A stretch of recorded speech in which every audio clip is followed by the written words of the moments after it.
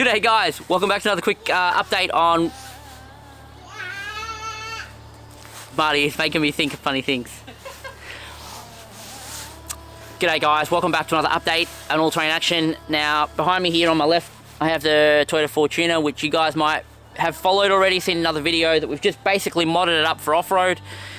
All-terrains, couple electronic bits and pieces, so we're equipped and ready to go.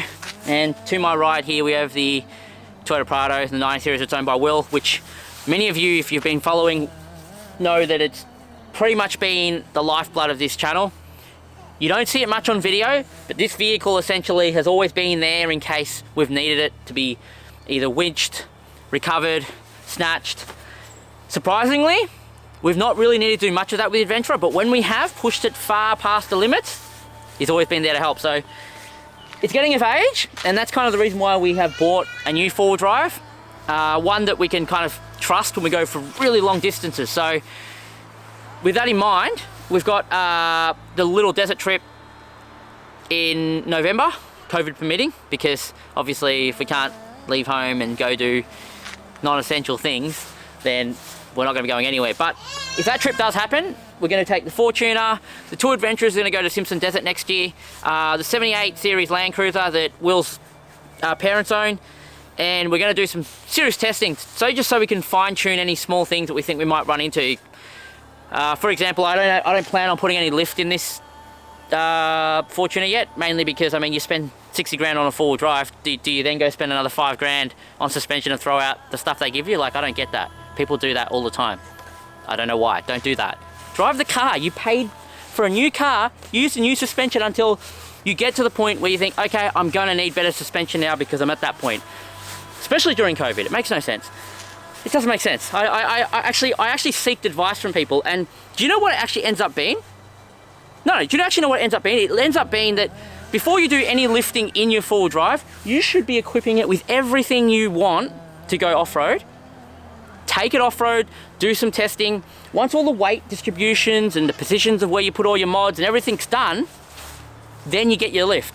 I would even go to the point of actually not even getting all-terrain tires until you've got yourself some lift, because if you go and lift this, you're going to have this new space in your archwell that you're going to want to fill with new tires, and you're probably going to get rid of your old tires for new tires because you want to make it all look good. So really what I'm trying to say is, love your four-wheel drive that you buy, drive it and upgrade it as you need it. Figure out what you need. For us, well, we've been four-wheel driving and all-wheel driving for a lot of our last 5 years, so we kind of have an idea what we want, and that's kind of why we've decided to come to this point with this one. And Will, well, he's always needed a new set of tyres, so I'm actually surprised he got a new set of Kenders. He needed a bit of convincing, but he did come around, guys, so don't worry. 4 identical tyres on his car now. All exactly the same size, all exactly the same wear. More importantly, all exactly the same brand, so they look good. But he still needs to get a spare, so make sure you comment down below and let him know that he needs to buy that spare before he goes too far.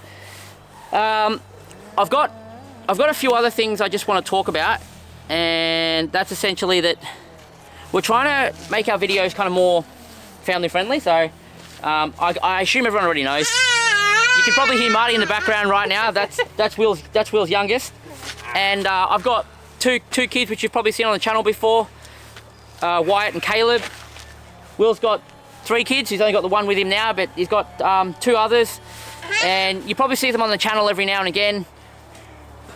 We've done all the crazy stuff that we're comfortable with doing, and we just want to start doing more camping, overlanding, trips where the destination is kind of the objective, but we can have fun on the way, right, Will? Family-orientated trips. Yeah, family-orientated trips. Like, it's not going to get boring because the adventure's still going to come. Like, don't think that because we got the four-wheel drive in the channel now that you're not going to see much more of the adventurer, because that's not true. The reason why we have this, okay, is so we can do more things. So we can show you guys how capable some ordinary vehicles can be off-road, or just to go camping. Like, how many people want to get a four-wheel drive because they're like, what four-wheel drive do I need to go camping? Well, depends where you're going camping, and it depends what you want out of it. I mean, if you're asking that question, you most likely aren't very familiar with what you need to take camping or how prepared you need to be for camping. So For those people that ask that question, go with the car you've got first. Do a bit of research on YouTube. I mean, YouTube is amazing. I can't believe how much content's on YouTube that you can just learn from.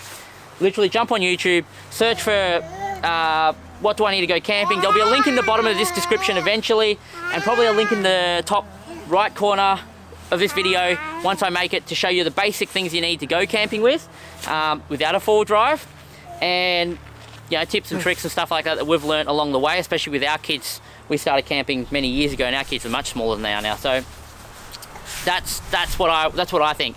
Don't go and spend tons and tons and tons of money on all this stuff you probably will use once, twice, or it just makes it more luxurious for you when you're out camping, because you can literally go camping in the most basic setup. I'll put a photo right here, there, right now, showing you one of our first setups where Will actually went out with his Corolla. Toyota Corolla. And I went out with my Adventurer before there was any mods. It was at its basic form, and that was in Gembrook State Forest. Yeah, that was in Gembrook State Forest, and it was a little bumpy and rocky coming in, but it's completely two-wheel drive accessible. And the Corolla, if anything, that's like a small vehicle. If you have like a general family sedan, a Commodore that's just, even if it's not lifted, it'll drive in and out. It's all to do with the driving. I just had to avoid potholes. Yeah, he just had to avoid potholes. Obviously, if you're taking vehicles like that, go when it's dry. Yep. And even if you want to make it a memorable trip, maybe go and scout it out before you take the family out there. Go out there yourself, or go out there with a mate.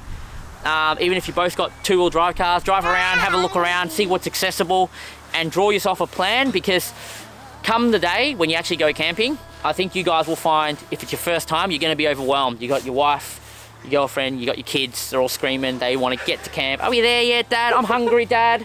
You know, Dad, I'm bored. You know, all that type of stuff. You don't want, while you're dealing with that, you just want to already have a plan in mind to where you want to get to, and that way you can also think about, when you arrive, you already have lunch maybe prepared, so you can just feed the kids straight away. Then you can set up the swags.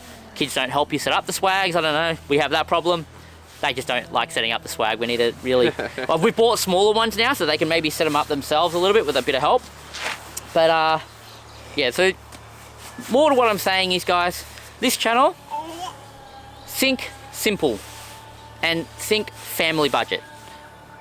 We don't want to go towards some other channels that are out there that...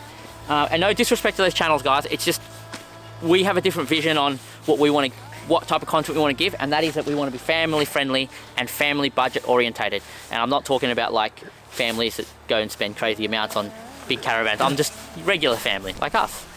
Will's kind of regular. Yeah, he's kind of regular, but abnormal. No, but like, Right. seriously, like, honestly, guys, like, Will paid. How much you pay for this Prado?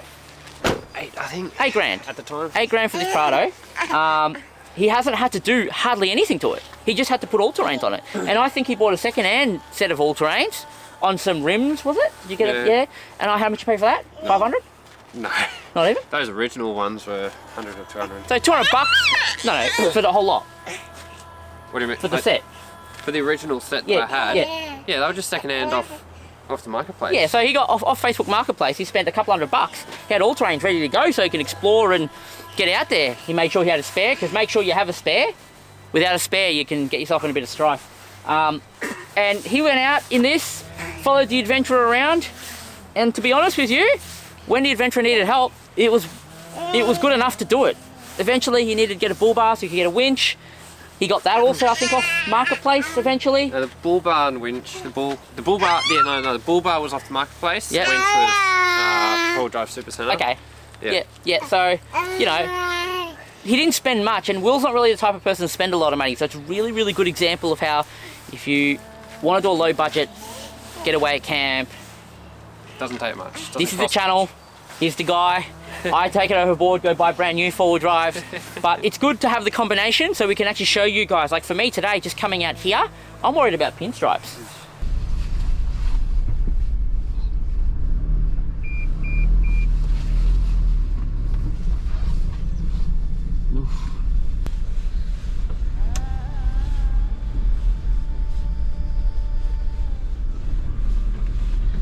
Hearing a couple of tree pinstriping action going on here. And I chose to get a white car to avoid, you know, marking the car's pinstripe, and inevitably it's going to get scratches and all sorts from going off-road. So there's things you don't have to worry about when you get a second-hand car. And a lot of other people say second-hand cars, older cars, no technology. They, you know, they run better. Each to their own. I think these days, you need to open your eyes to what technology is available. I think it offers simpler things in some respect. I mean, there's some things that I just don't get why they exist electronically, but then there's others where I think this is really great. Like, one thing that I know that Will's not big on electronics, he doesn't really care about that, but I know one thing in that Fortuner that he would love to have in his Prado, and I promised you guys, I haven't spoke to him about this, I've only mentioned it, and I think you'll agree, you're going to be honest with this answer. I think the one thing that Will would agree is good technology in the new 4-drive is on his dash, when it detects I'm off-road, straight away, and it detects an obstacle, or obstacles, or it knows I'm doing some type of maneuver, it shows the direction of my wheels on my dashboard. Yes. So I can exactly know if I'm facing the right direction or not without having to stick my head out the window. So as I'm reversing, you see how it's telling me I've got an obstacle in the front left currently and my wheels are turned this direction. So if I'm confused about which way my wheel's facing, see how it's saying I've got something right in front of me? Sorry if the focus is out, I'm just quickly recording this to show you guys what I mean.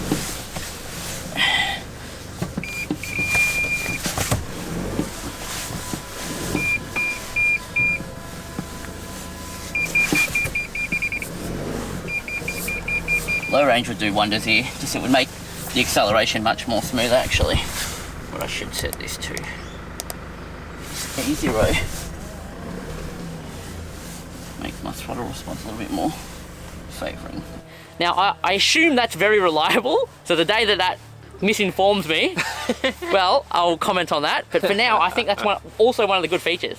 As an experienced forward driver, I rarely have that issue, but it does come up. Yep. You do lose track. It is very easy to lose track of where your wheels are actually pointing. And as a less experienced forward driver, as I've watched some old videos of when Wally was doing his, he consistently lost track of where his wheels were consistently. Yeah. So. Oh, he wants. He's just. You can accelerate. Oh no.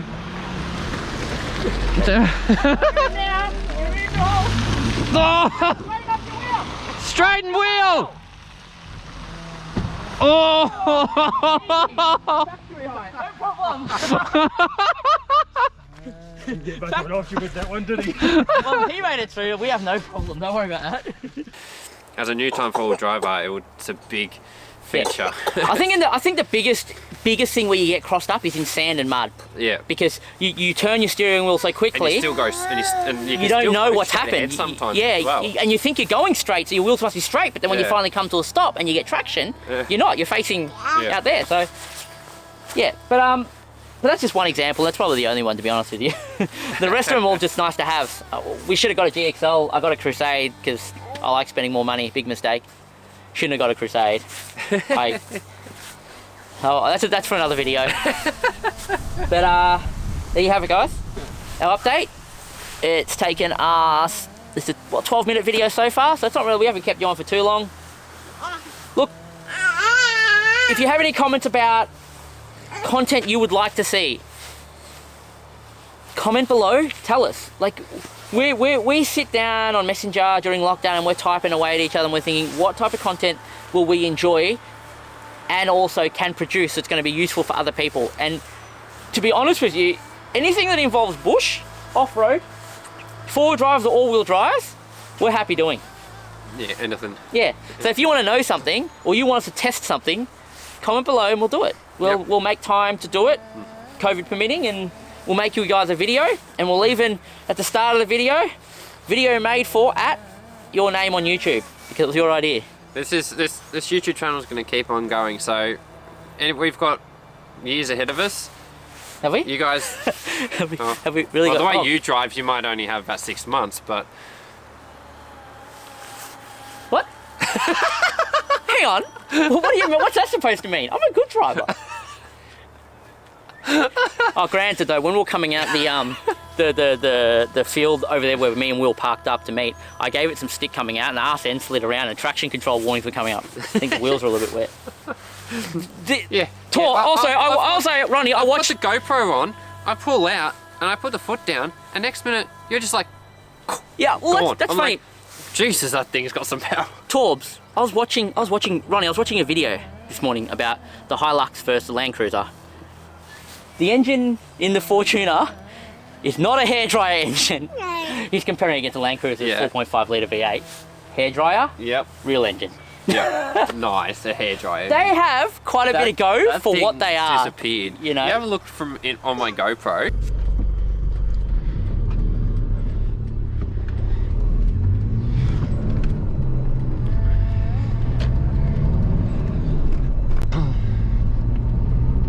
Jesus, how much power that thing has.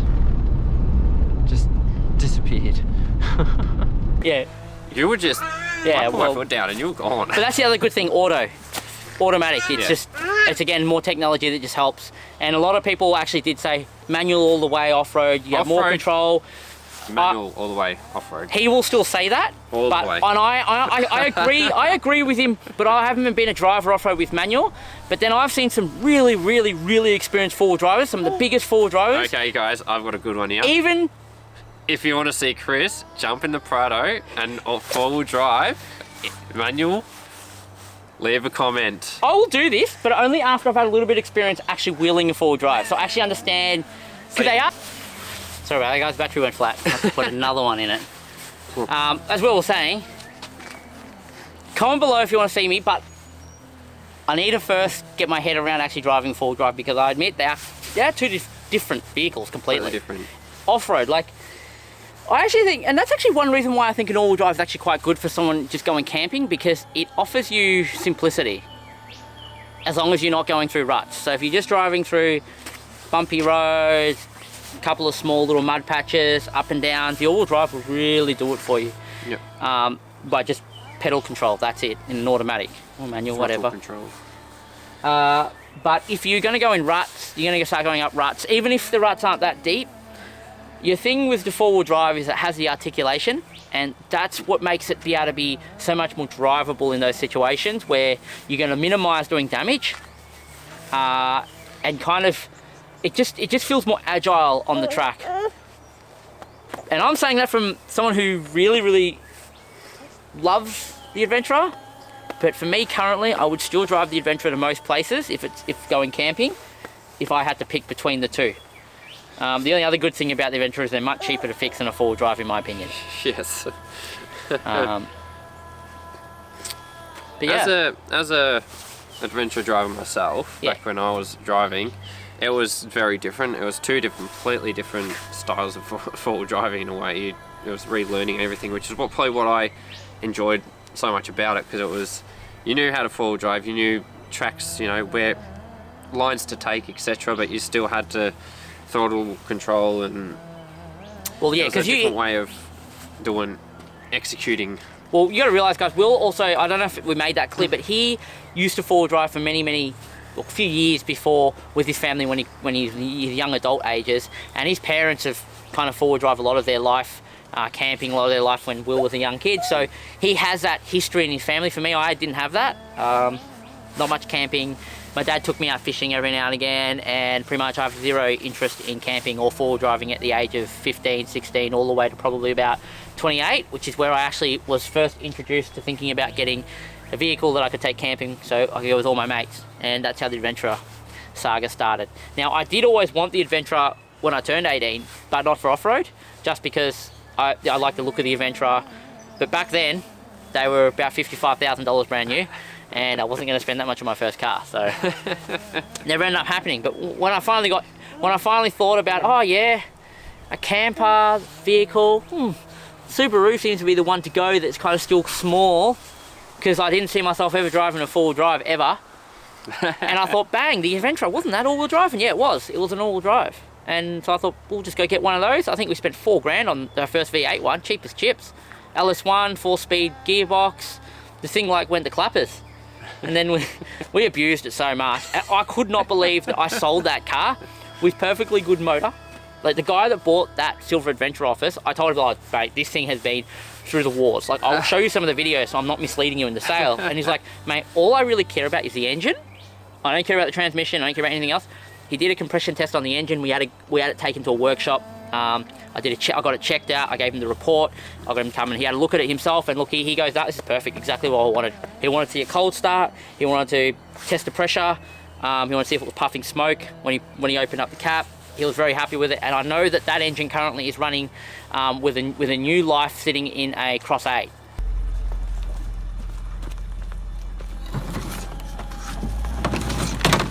Keep going.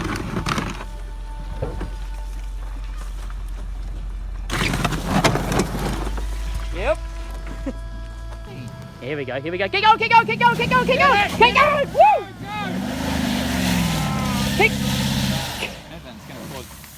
Keep going. Keep going. So, it goes to show you, no matter how much we gave that, the engine was still tip-top shape, and that comes down to maintenance and just looking after your vehicle. The gearboxes was screwed though, was way screwed, and I don't know if it has anything to do with us, but they say that those gearboxes in the V8s, the 4-speeds, they tend to go around 250,000 Ks, and that was 290. So given that it passed its median expectation for normal driving, and we'd been driving up and around mountains and giving it to it and dropping it on its chassis and all sorts of stuff and revving it out. And that was a lot of me doing that. Yeah, but they're the things we learned. And yeah. I actually said to Will, one of the things why I got the V6 Adventurer, and I was about to point at that car saying that's the Adventurer, but it's not. In another video, I actually called that the Adventurer. And every time I talk about tyre sizes, I say 21st, because I'm so used to saying Adventurer, and 28 inch. No, Fortuner, 32 inch. So, yeah. So anyway, that's where we're at. Much things to come. Good. We haven't been giving much content. That's our reason. I'm sure you guys already know, but we're going to figure out a way how we can bring some more content to you guys. So this little area that we found here, and I'll actually come off the stand to actually show you guys a little bit. So here, guys, I begin to actually show you and give you an idea about where we are and how we found it. But given that we found out some information a little bit later, I have decided not to disclose this location to protect its owner's privacy. So we'll just skip to a few minutes down in the video, which then you'll see how we discovered that information. Hope you enjoyed the video. Don't forget to subscribe. Like the video. Like the video. That on the subscription level of thing, guys, I hate asking people for subs. And actually, a lot of this channel I actually never did at the start, but I'm being told by a lot of people I need a call to action on this. And if you're watching and you've come back here a few times, that obviously means you like the content we're bringing out. I don't know how you're coming back, but if you're coming back through Facebook, or you're coming back through because a friend of yours was linking you to the channel and you're just clicking it, guys, I would seriously appreciate it if you took the time just to log into YouTube, subscribe to the channel. Doesn't cost anything. Doesn't cost anything. It'll help us massively. Like, we're trying to get to 1,000 subs. I'm really worried YouTube's about to change their policies with YouTube Partner Program, and currently we are at about 5,000 watch hours, thanks to that.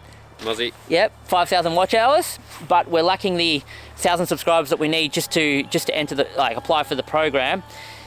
Whilst that really doesn't do much for us now, that would secure one of our first goals that we actually set. I think we set it at 300 subs. Yeah. And I said to Will, 350. Yeah, I said to Will, oh, there's no way we're gonna get to 1,000. It's just not gonna happen. Many channels just don't make it past 100.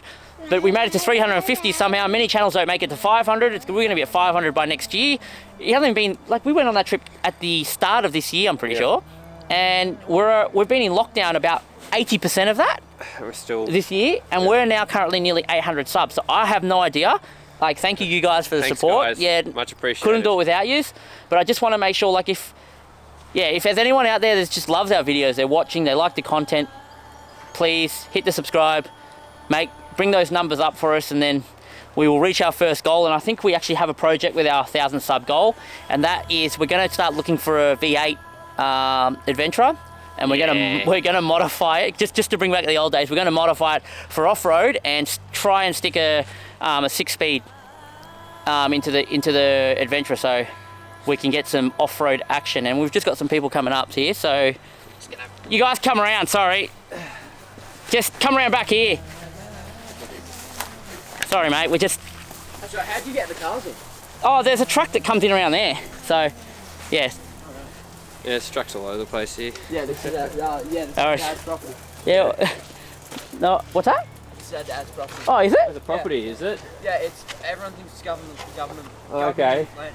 It's not. Okay, because we asked someone and they said it was No, it's 2 titles. The top is 100 acres, bottom is 12 acres. Yeah. okay.